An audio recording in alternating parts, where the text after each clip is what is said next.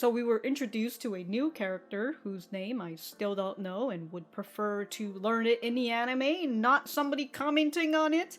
But, you know, for right now, her name is Shark Teeth in my head, and I very much like her character. I think I talked about how she feels like a certain character from Scorching Ping Pong Girls to me, but I really like that she was able to, even in her drunken stupor, was able to sympathize or almost empathize, because she's able to put herself in Hitori's shoes and being able to understand the feeling of like, oh, I get it, you know, I understand how it feels like to having to get people to buy tickets from you for the first time ever, you know, I understand how hard it is. So she, despite her, again, drunkenness, she was able to mesh quite well with Hitori, and you could see it in the way that, you know, they were jamming out. Just they were playing a song from the Kesoku band, but Shark Teeth was able to just improvise on her own and being able to support Hitori as she should, you know.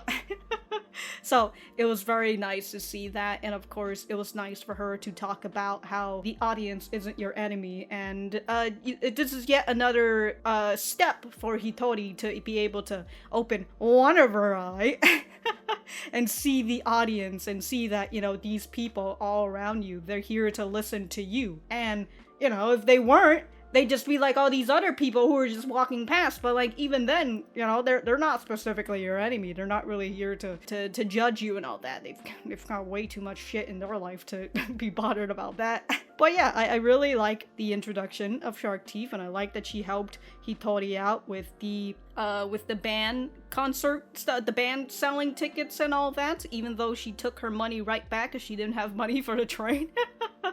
But, you know, she'll give it to Hitori when she comes to the concert. She could. So, well, I'm excited to see her again, and of course, you know, to get her name. If you guys like the content, remember to leave this video a like and subscribe if you haven't. And if you didn't like the content, dislike the video, and we'll be on our way. Let's get started. Summer, all right. Look at those realistic cars in the back.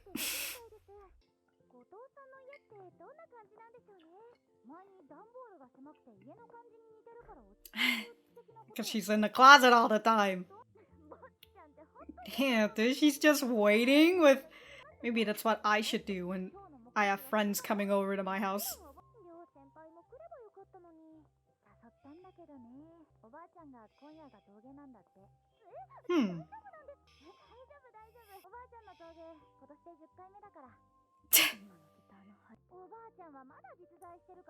At least her grandma really exists. She just doesn't want to come.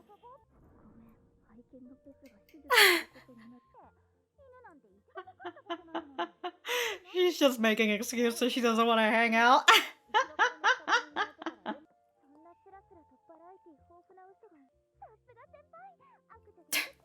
I love me a bad girl.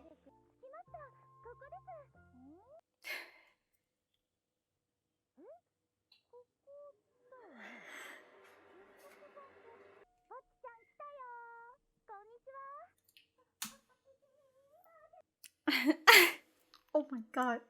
Sergeant. Damn, dude. She had on everything. She was ready. Okay, like the fact that they've got that banner up in that house, right? That meant that her parents had to be the one who did that, right? Or at the very least, they were there to supervise her if she was the one getting on the ladder to put that on. You know, I guess that's, in one way, they are quite supportive of their daughter. She had another one? Having real fun. Alright, can we take this fucking banner down?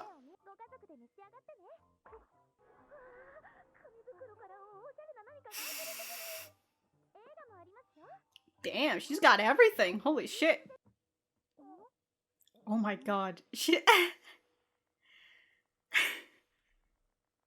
It's a fucking club? Holy party people, dude.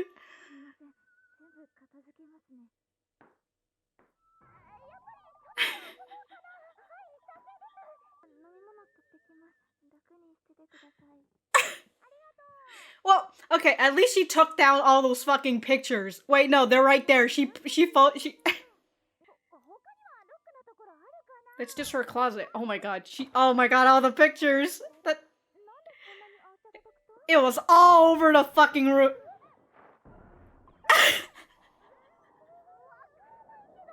It's pretty darn wrong. Oh my god, dude, her sister's coming in. No! No, Futari! In champagne glass, bro?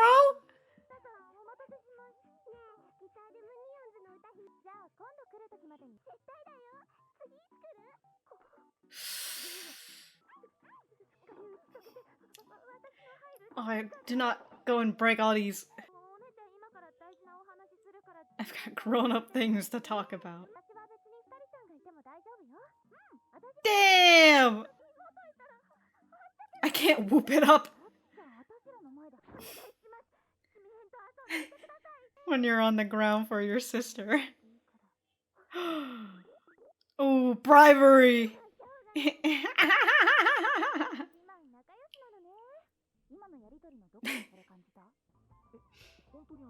Oh, parents came back? Wow! Wow!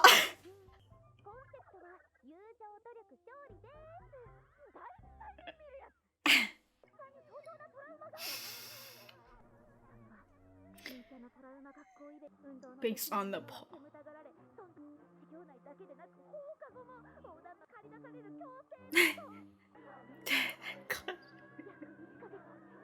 I like this. I like this stop motion. Ooh, well, she turned into a blob. Sure is hot today.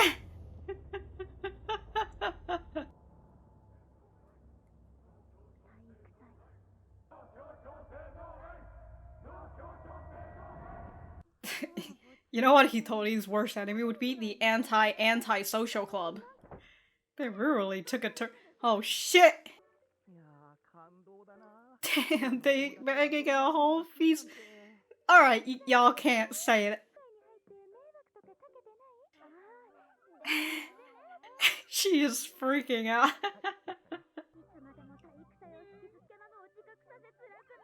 Oh.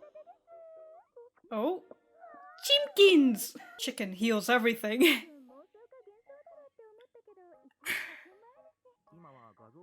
They thought she fucking photoshopped this? Oh! Oh my god, dude, they are just laying it thick on it. This is a really nice house though, like holy shit. You see how much stuff there are in the back? Wow. Just wanna, wow. You can see how like lived in this house is. Am I dreaming? Her parents are so amazed. They're like, wow! Uh-oh, she feels left out again. In her own fucking home. Alienation.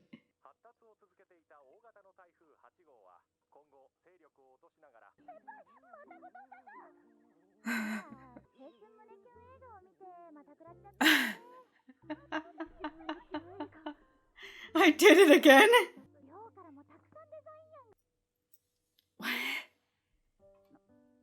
Curry. It's just food on the t-shirt design.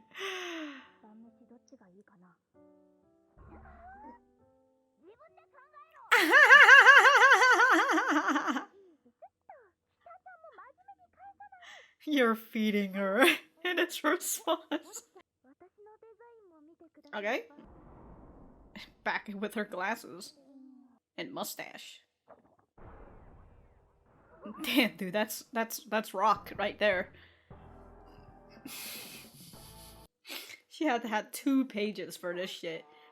Is it too trendy? Fashion! Weirdly practical.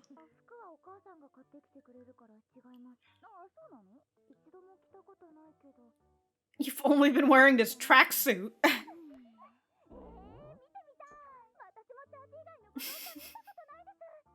How many tracksuit do you have? Like, peer pressure.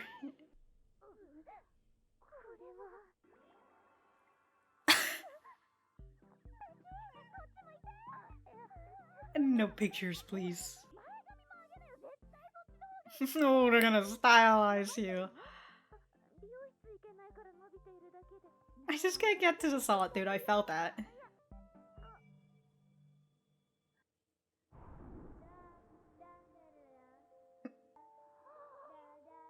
She's fading, dude.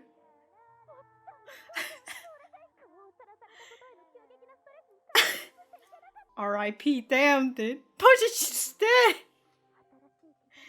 Damn. Yeah, because there's so much ash in here. It's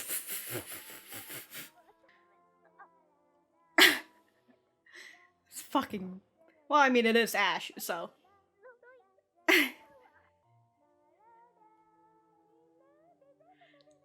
Sorry. They're all fucking dead!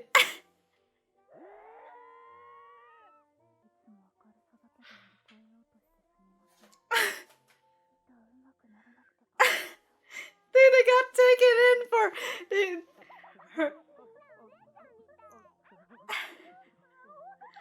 The saw and the seal! You'll have to do the concert yourself.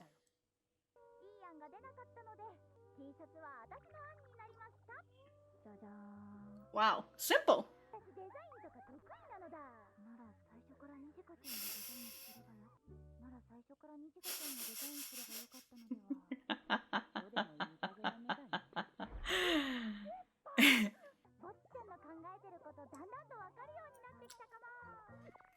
Oh, she wears her heart on her sleeves. Yeah, it's a really nice logo for their band. Or, yeah. Oh, we did see the whole typhoon thing.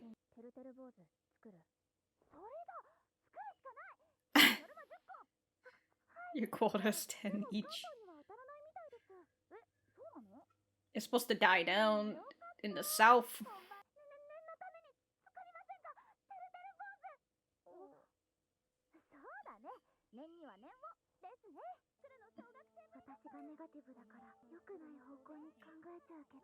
Mm-hmm. Really just passed by her like, you okay?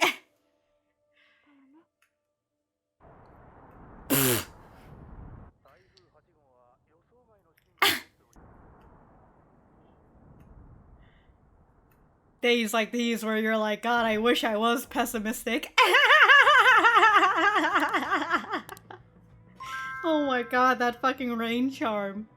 Alright. Alright. Well, I gotta go write notes and then we'll be right back to the center.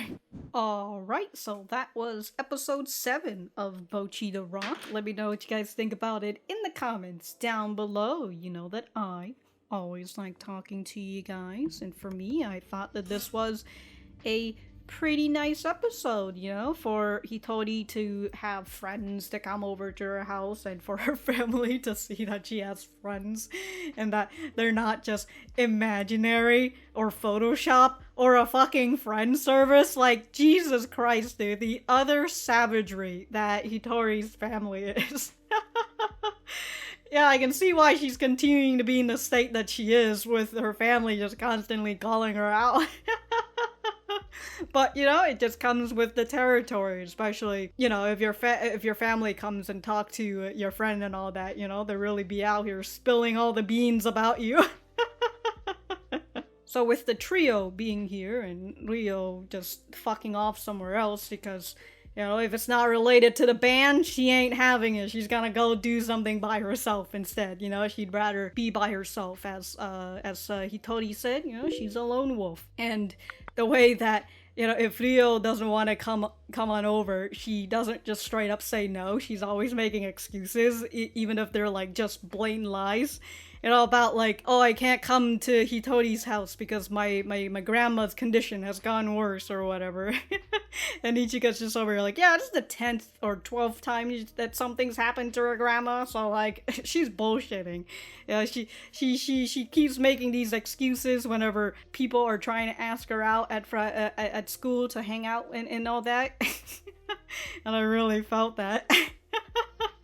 There's just something about not saying no, like, I don't want to hang out today. Instead, it was just like, oh man, I'm so busy right now. I've got a lot of work to do.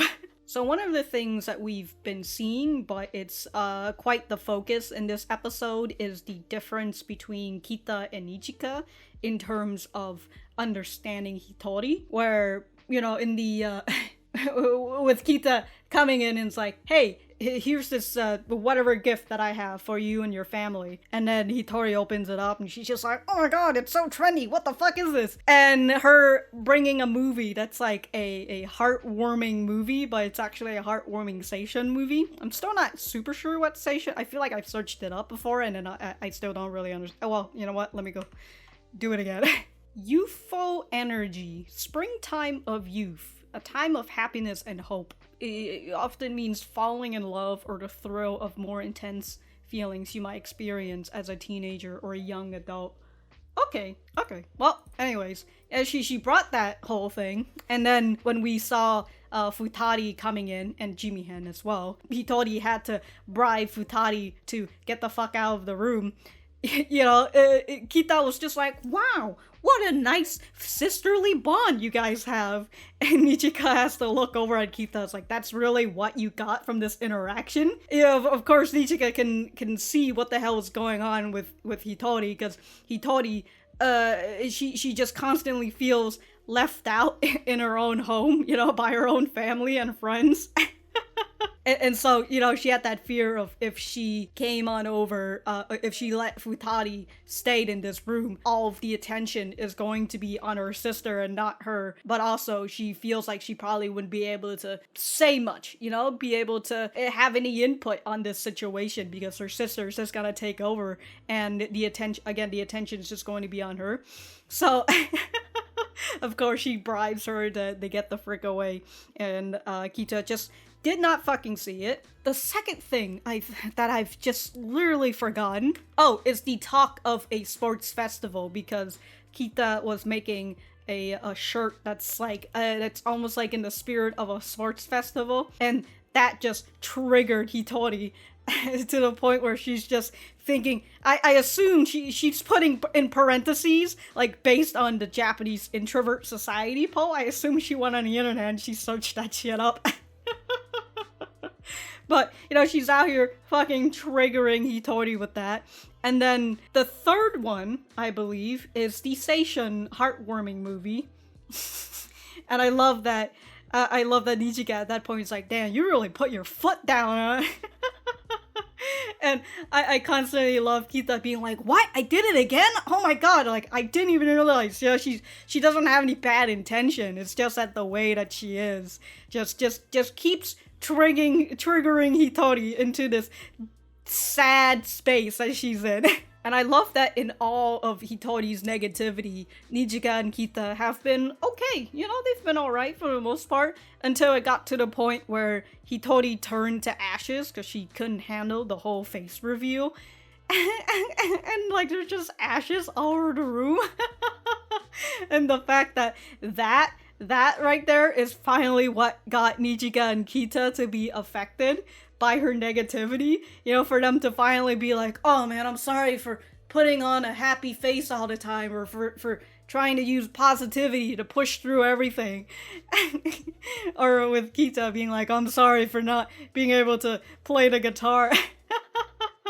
I love that shit. That was great. Like, she's just been radiating this negativity this whole time, and then at that point, it finally affected her.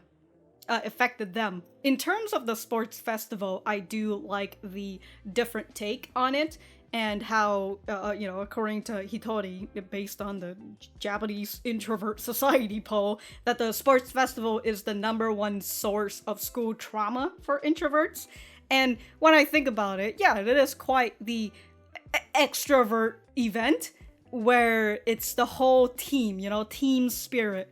And if you don't go, and especially if you're in a class that's like filled with very competitive people who want their class to win, yeah, I can see like the big fucking pressure in that shit, but also having to like work in the I mean school festival, and also like the sports festival and school festivals would be like the big trauma shit, right? Because they have to work the whole class to make like banners and everything, and and all that mumbo jumbo, having to talk to people and whatever. So I can see why, or I can see the way that could cause school trauma.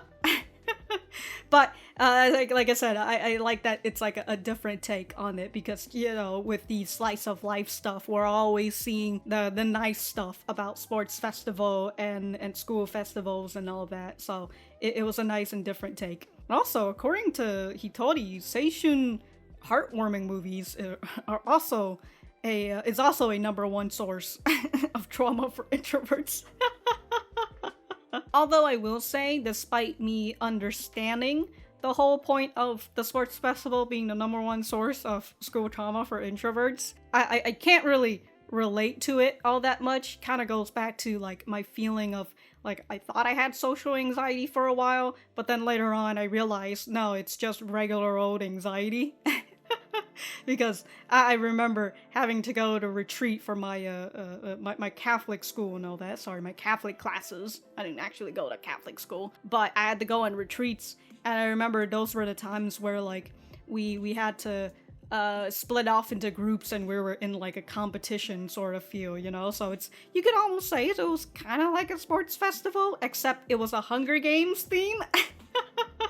And I didn't really had like, I mean, I did have like a bit of like not a bit, I had quite the anxiety, but I decided to take up the mantra of, if you can't beat them, join them. And I didn't want to be that person who just moped around and just brought people down, so I'd rather just try and have fun, try to do some stupid shit, like like pulling the fucking fire alarm, I mean, I'm saying. So I wanted to, get into the bit of that spirit, and in the end, despite me not wanting to go on the retreat, I had fun anyways. Sang a lot of songs about Jesus and God and how great they were. It was a fucking bop, alright? It was great. But the one thing that I can definitely relate to is the fact that Hitori is growing out her hair because she just can't go to the hairstylist, the hair salon or whatever. I really felt that. I was just like, yeah, me too. I have a lot of problem going to barbershops and trying to get my fucking hair cut, which is often the reason why you see me wearing hats a lot of the time, because I don't go in like at least monthly to go get my hair cut. I end up wasting until like to the point where I just can't handle having my hair all that long, and I'm just like, okay, fine, I'll go to the barbershop. But every time I come in there, it's either I get something and it's okay, or I come out with a new trauma, to which, by the way, my latest barber trauma is going to a barbershop and having, for once in my fucking life, a male barber, because they tend to always put me with a female barber, which I'm kind of fine with, but sometimes I kind of wish I couldn't. They wouldn't do that all the time, but I finally got with a male barber, and like I was wearing a mask at the time, but the moment I took off my mask, he looked at me and he said, in his words, "You are woman?" And I just looked at him and I was just like, yeah, I am. And then he just pointed to the fucking female barber, and I was like, you son of a bitch. So that's my latest barber trauma. I just don't want to go to another barber shop in fear that they're not gonna cut my hair because I'm a woman. Anyways, I feel like I went off topic at some point. I don't know why I'm having so much trouble trying to form sentences today. I don't know what's going on. But it seems like the next episode, we've got the typhoon coming in. And we'll have to see who's the real fans out here coming into the concert when a typhoon is happening, am I right? Although, like, can you really fault them for holding a concert and then a fucking typhoon coming in? It's I mean, they got the ticket, but like, well, I mean, it's also like a man-made, well, not man-made, but well, I mean, it is man-made. Anyways, a printed ticket. You know, it's not like an online thing where you could just tell people like, hey, you know, we're gonna move this date. So I guess, anyways, you know, we'll just have to see for the next episode how that goes. Also, I like that towards the end of that with Nijika showing her design and how she's just like, yeah, I'm pretty good at designing shirts. And Hitori was just like, well, if you were good, then why didn't you just do it in the beginning? And Nijika just knows that that's what Hitori's thinking.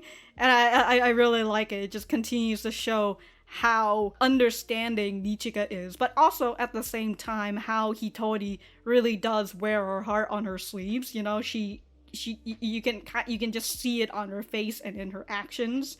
And I like that Nijika is the person, well, she's also the first person to recruit Hitori. You know, she's the one who brought Hitori into this whole thing. And also when we had an episode about it was a little bit more focus on Nijika and her coming to Hitori as she was leaving and talking about like, hey, I hope that you're not feeling pressured or not feeling all that bad because I feel like I kind of force you into it. So I really like Nijika understanding of Hitori and all that. I like that she told Hitori, he's like, yeah, I can pretty much tell what the hell you're thinking. So very, very much enjoy that. And of course we have Kita, who's still very clueless, you know, and just fucking hurting Hitori without realizing. But you know, that's just that, and hopefully Kita will learn, or she'll just continue to trigger the fuck out of Hitori. But until then, goddamn, I am everywhere. But if I have anything else to say, I will write it in the description down below. Thank you guys for sticking around, and I will see you guys in the next episode.